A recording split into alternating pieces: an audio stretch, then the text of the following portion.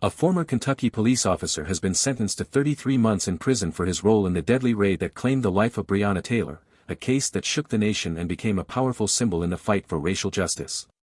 Brett Hankison, who fired 10 bullets during the botched 2020 raid, was convicted of violating Taylor's civil rights by using excessive force.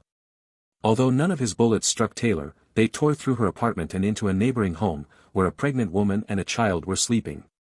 The maximum sentence Hankison could have faced was life in prison. But in a controversial twist, the Trump administration, now back in power, asked the judge to sentence him to just 1 day behind bars. The judge ultimately rejected that recommendation, instead imposing a 33-month sentence followed by 3 years of supervised release. Hankison is the only officer convicted in direct connection with the raid that ended Breonna Taylor's life. Taylor, a 26-year-old black woman, was shot and killed in her own home when officers in plain clothes executed a no-knock warrant shortly after midnight. Her boyfriend, Kenneth Walker, believed intruders were breaking in and fired a single shot.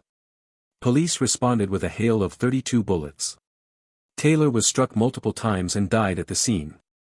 Federal prosecutors argued Hankison acted recklessly, firing blindly into the apartment without identifying a target, a violation of basic rules surrounding the use of deadly force. Yet the Trump-led Justice Department claimed that because Hankison didn't fire the fatal shots, prison time beyond 1 day would be unjust. Taylor's family and civil rights advocates called the 1-day recommendation an outrage. Her mother, Tamika Palmer, said, "I think the judge did the best she could with what she had to work with," but criticized prosecutors for what she saw as a betrayal of justice. Attorney General Merrick Garland, before leaving office, had emphasized the importance of this case, stating, "This verdict is an important step toward accountability for the violation of Breonna Taylor's civil rights. But justice for the loss of Ms. Taylor is a task that exceeds human capacity." Since Donald Trump's return to office, his administration has rolled back several Biden-era policies focused on police accountability. The Justice Department has moved to dismiss federal lawsuits and civil investigations into police departments across the country, including those in Louisville, Minneapolis, Phoenix, and more. Critics say these changes send a chilling message, that accountability for law enforcement officers, especially in cases involving Black Americans, is being dangerously eroded. Outside the courthouse, protesters chanted Breonna Taylor's name.